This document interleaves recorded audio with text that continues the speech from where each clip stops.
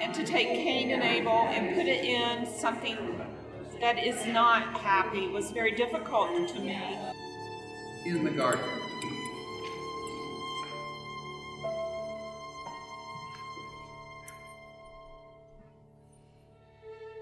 A quote from Dostoevsky describing Fyodor Karamazov. This landowner was a strange type, yet one pretty frequently to be met with. A type abject and vicious, and at the same time senseless. Number 1, first homicide.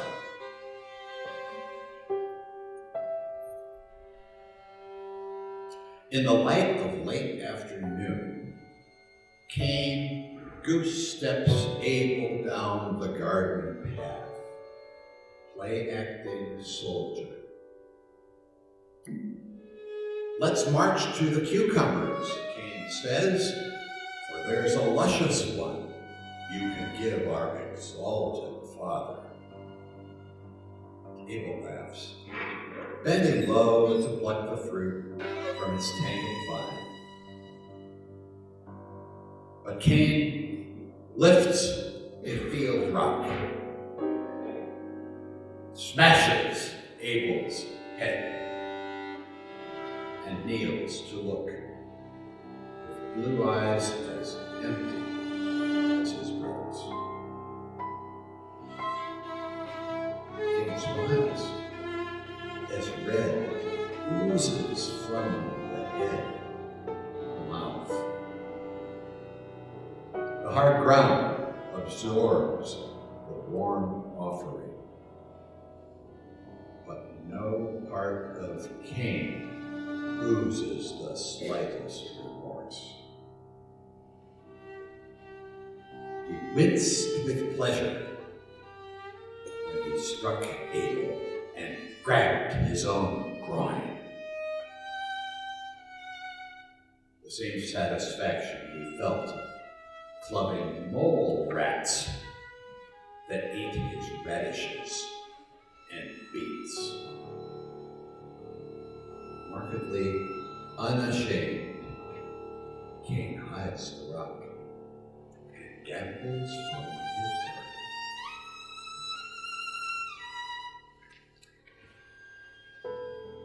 It's hard to back away from ourselves when we're convinced we're the center of the universe. The morning after, I wake up in the morning and try to remember who was killed last night and the nights before. Because it's all the same as it was. How can life go on? I back away from myself and return to the garden where dew glistens on lettuce and peppermint and chicory. The cardinal awaits me with a problem about his empty feeder. The robin splashes in a bird bath that needs fresh water. The squirrel stuffs 2 unshelled walnuts in its mouth. And the white cat stalks a chipmunk eating winged seeds from a cast-off pine cone. I breathe the fragrant viburnum in this sacred space and watch harvester ants invite me to move over.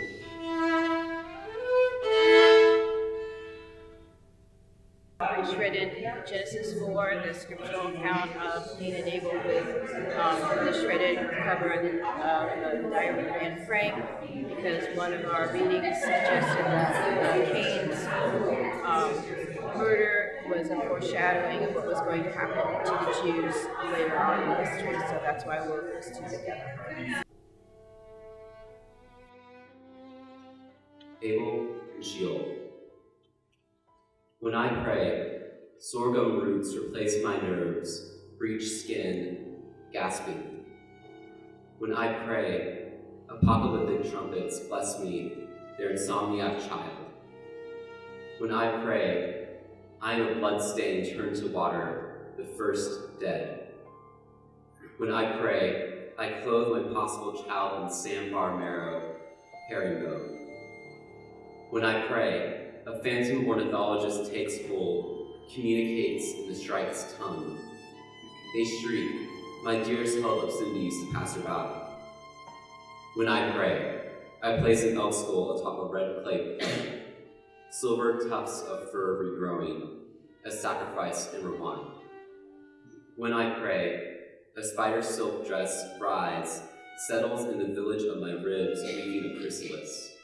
I awake, disappointed, as a man.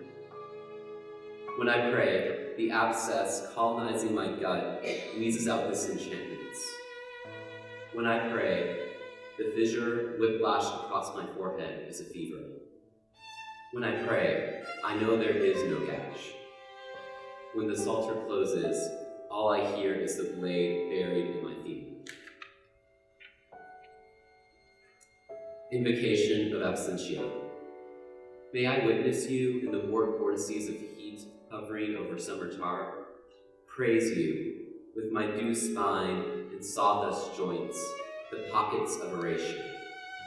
You, the miracle of the inner ear, its nautilus curves forming structure from silence, the greater miracle of its slow unraveling.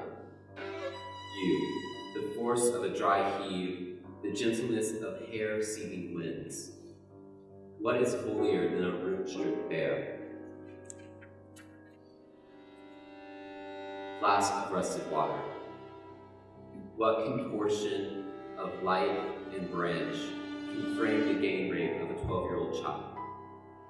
I remember the sear of summer lightfall and silent houses more than the sky. God of radiostatic intervenes only in aftershocks. They married their silver wives. I married a regiment of them.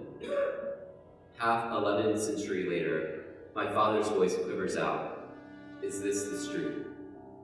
If truths resided in a flask of rusted water and field star air, my worship floated from nailed God to void to cypress grove, the nodes of knowledge lining the bark of a lemon tree. How the painkiller remedy offered no prophecies. Come, shades of the broken-legged deer, leave, blood leaking from my gut. Why goddess snuffed out her cigarettes on the crest of our hips. Abel, number 296. You are nearly done projecting out of your body, flitting into vision, a recovery room sick with the scent of mock lavender and vanilla. Where once you heard aspens' voices singing lullabies, now a murmuration of morphine whirling through an ivy.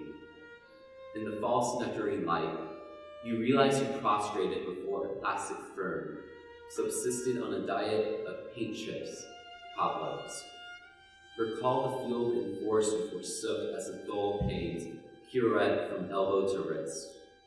Strain as you may, you cannot disinter those feral spirits from your sternum. They vanish with the fever. A decade of rest later, you will wash scar tissue and not wince as if it were a nest of jellyfish steamers. You will recognize Thorazine as a thief, then a synthetic messiah, and finally a pellet child. You will stop mythologizing those who cleaved into your body as avenging angels. This, though, comes after a Vicodin overdose, an empty room, and a series of pale streamers proclaim, congratulations, you are so cold. Shells of Abel. Brother, I walk alone to the poolside, bashing half a mile from your room. Since then, we have adopted silence, and its sibling doublespeak as our native tongues, one violence incubating another. For you, who bandaged the gash, who woke me from the overdose haze, I can no longer maintain the rhetoric of evasion, the crude calculus of fantasy. If I light an offering to a pale rainfall, you read signs of suicide. If I praise the blackbirch's song or parabola of osprey wings, you hear mania. What do you wish? that someone would come and pluck the brackish lilies from my chest and weave them into benedictions, that we can communicate in more than distant text. Brother, I wish you could syncopate your heart's desiccated drum. Translation, each time you mesh your hands, shells of air and shards of names. Translation, why do we keep mass producing our undeserved guilt?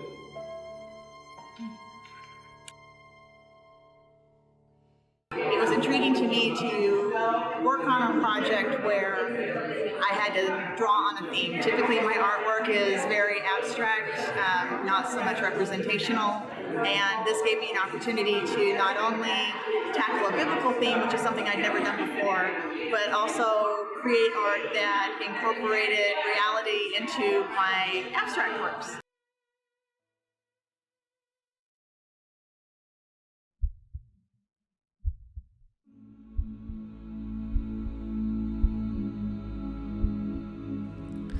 You could see from their features they were related. Adam's high forehead, Eve's wide eyes. First friends, no one else to talk with when Mom and Dad didn't understand. first playmates, telling secrets, playing hide and seek among the acacia bushes. No one remembers. No one remembers. No one remembers them that way. Chubby hands wrapping Eve's finger. Sounds of brothers. Deep belly laughs. We need to see them as before. Enough portraits of slaughter. Enough blood splattering white canvas.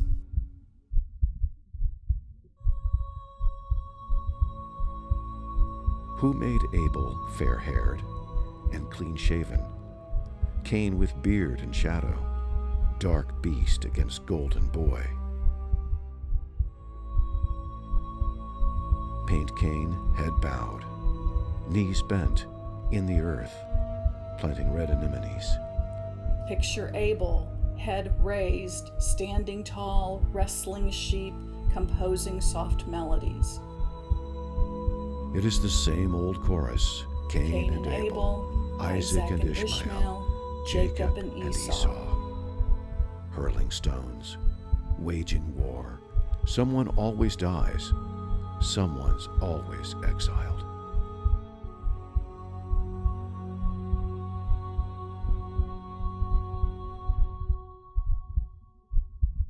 They were brothers, remember?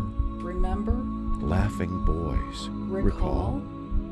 We need to see them before the offering, before the anger, before the murder. In order to find our way back there again. back there again.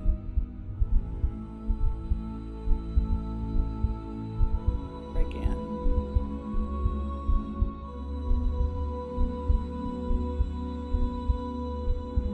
Again.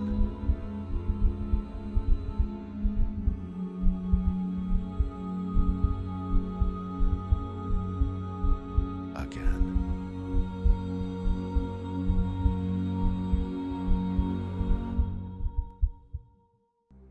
Again.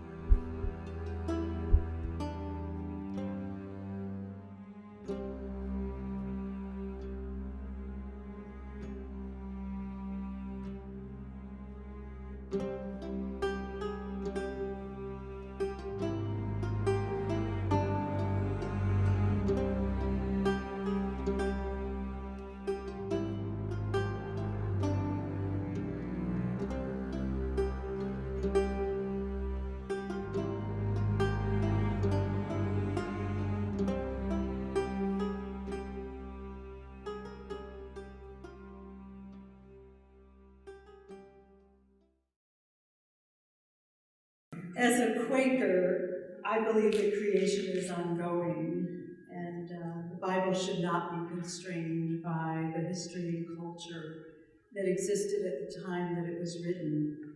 Quakers do reckon with the Bible, but when the lion lies down with the lamb, we want the cell phone video to see who gets up. As a death penalty defense lawyer, I'm aware of all the different verses in the Bible that address when execution, stoning, slaying, whatever that means, is appropriate. In Numbers, there's at 15 verses 32 to 36, there's a reference to God directing Moses to go ahead and stone to death a man who was gathering sticks on the Sabbath. That's not the God I believe in. In defense of God to Cain, then and now, God was as stunned by your first cry as your brother's last. I don't think God prefers meat over potatoes or slaves for picking up sticks on a Saturday. Cain, it was just your excuse to kill Abel with the same thick stick he used as a plow. You're Corporal Cain, the cop who shot Abel then dropped the taser next to his dead body. You're the cop who unstrapped the secret gun hidden beneath your uniform pant leg. The cop who forced Abel's dead fingers to fire rounds from the weapon you planted. Every day, Cain, every day. The blood we share, the blood you shed. The blood spilled by our silence cries out from the God-given ground. I love epigraphs. They're little thematic statements in front of a piece of literature or a poem. Bob Dylan, Desolation Row. Except for Cain and Abel, everybody's making love, or else expecting rain. Out of Eden, bleak plains ache, their drought-stunted trees frayed by the wind. God's hands ours, brown like mine. From digging up breadroot, skins split by the blade of Cain's plow. I have a death penalty case where the client is from Southside Chicago. The vernacular there may not be familiar to you, and I don't want to lose the thread of the poem. So I'll just say, as a preface to this poem, that there are two gangs common to the south side of Chicago, not only there, but frequently there, the Crips and the Bloods. And they are very much at war with each other. In that vernacular, in that place, use of the word fly is a compliment to a man or woman. It's a way of saying they are very stylish. They are beautiful. Corner boys are those that drug kingpins put out on the visible corners where they're most likely to be arrested so that the kingpin is protected but gets the drugs peddled onto the street. And hand-to-hands are the quiet ways of selling drugs in hopes that law enforcement won't witness those sales. Waiting for a witness in a death penalty case at McDonald's, Oak Hill Garden Projects, Southside Chicago, after 10 p.m. You know the drill. No curse, no blame. Sit back to the wall, face to the door. The bum that pressed your palm for change still lies in wait. Girls' skirts pitched high, satins, shirts cut low. They're one trick shy of a crack pipe's false rush of peace. That same peace you chased last night with the house Merlot. But tonight, you're Southside. Sweating a witness who was twice in a show. He's late, but you've got to have him. So you watch and you wait. Crips walking Cain's, blood Abel's. Two gangs, repping colors and throwing gang signs. They cease fire to order fries through the metal bars, their drug money swapped in the bulletproof cylinder for a pile of salted grease. You sit there, neck and wait. As fly women come and go from the buzz-in bathroom and out the window, rat pounds from a jacked-up car, spinning rims stalled out in the drive-through line. Now you're counting the steps from the door to your car, moving fast, before Cain's corner boys begin the hands to hands, before Abel's blood explodes and God's silence starts to sing. 18 years ago, Holocaust survivor Elie Wiesel addressed what we should learn from the Genesis narrative about the first murder. And Wiesel wrote, quote, "He who kills his brother." Wiesel's belief that we are all both Cain and Abel, and God's refusal to slay Cain, instead imposing exile as punishment, are central to my reading of the Cain and Abel story. Cain speaks to the ghost of Abel. Tonight, let us meet in that Mondo field of wind-woven wheat, where God chose your offering over mine, and you, my ghost brother, failed to speak in my defense. There was no life for a life then, just a faint desert trail where you once led sheep to water. God's grim desert trail, where my exile began.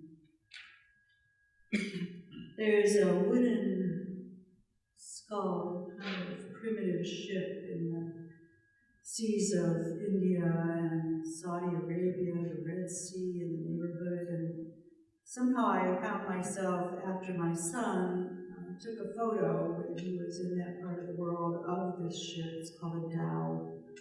I found myself integrating that into Cain's exile. Cain's dhow. In the field where he butchered his brother, mangoes rot on the ground, blight poisons the wheat, and barley awns wilt in Cain's calloused hands. In dream, Cain sails a wooden dhow down the Euphrates out of Eden with a God of love. Once raised a garden, he seeks new lands of lamb lush green. He waits, his boat dead on the water. The sun's blood fore and aft, staining the bow, the hull, the slack triangular sail.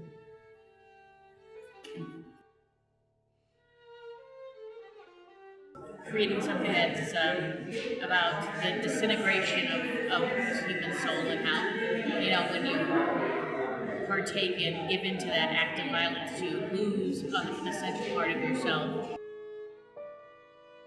Based on the story, and these poems are told from the perspective of different characters in the story, so a few of my fellow artists are going to help me out with reading some of them with different voices. But this first one is in my voice. It's called Unsibling Rivalry.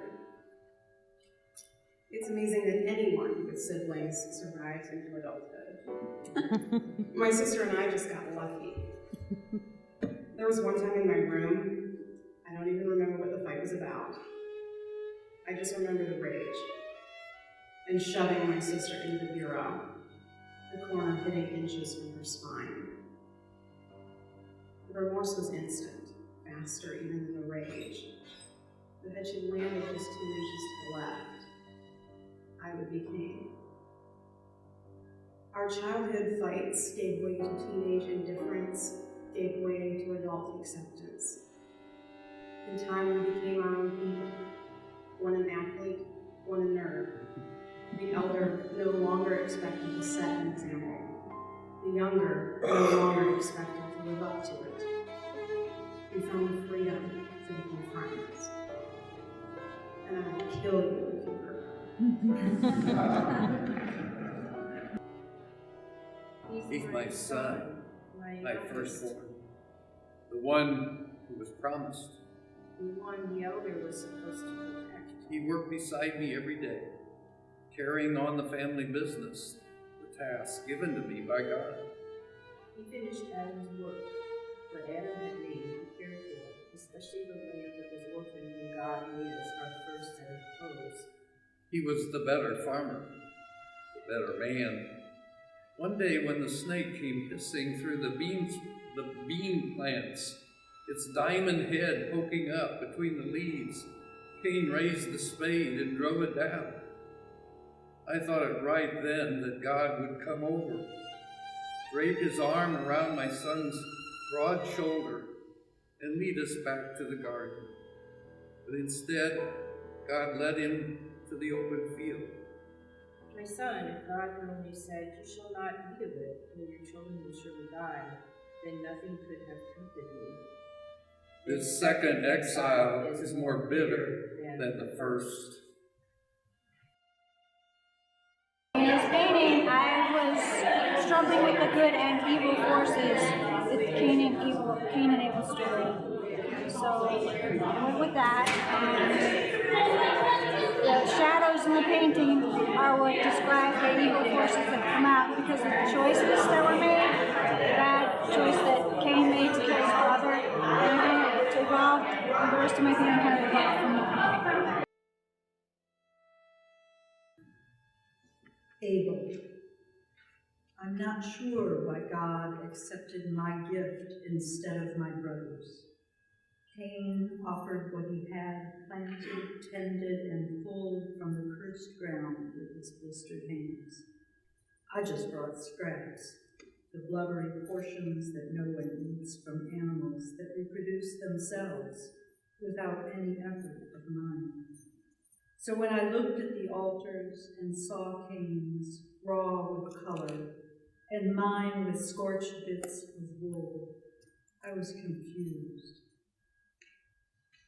I don't blame him for what happened. I know that most of our sins against other people are arrows aimed at God that miss their target. When he came at me from behind and began to bludgeon me, I remember thinking that it was another man who used to walk in the pool of Eden, for whom the rock had been intended.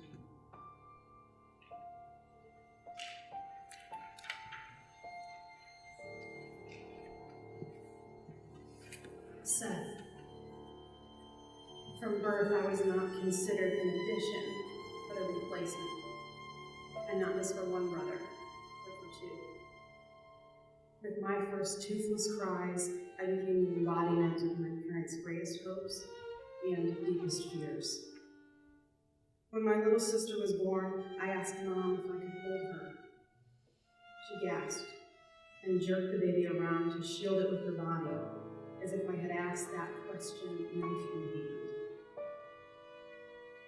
Now my own boys are in the backyard fighting, and my wife is telling me to go break it up before it gets too rough.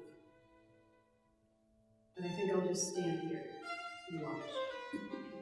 Make sure they each get a good hit in before I pull them apart and send them to walk it off in their own separate directions.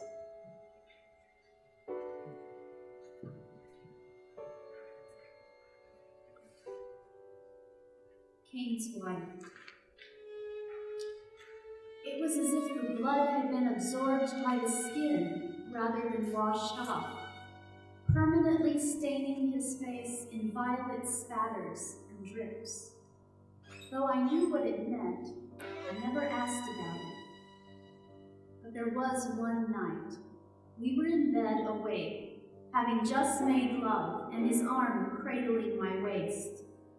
It was perfect trust that nothing could shatter. So I asked, "Why did you kill that man?" "Because you don't let your little brother show you up, humiliate you in front of Father." He turned away from me and didn't touch me again for early days.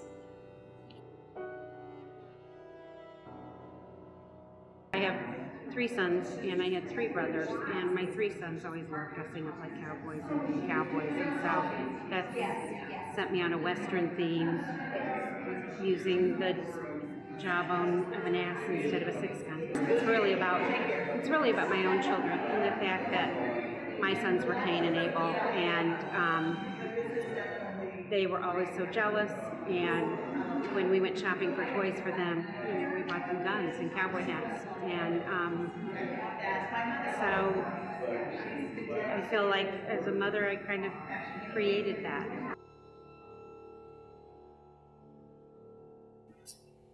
And God speaks.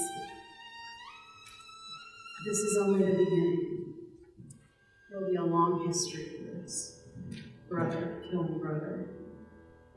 Vietnam, Korea, the Soviet Union, Cambodia, Nanking, Gettysburg, Hiroshima, Auschwitz, Rwanda, Sarajevo. And still, the blood cries out to me from the ground. Father, Father, forgive them. They know not what they do.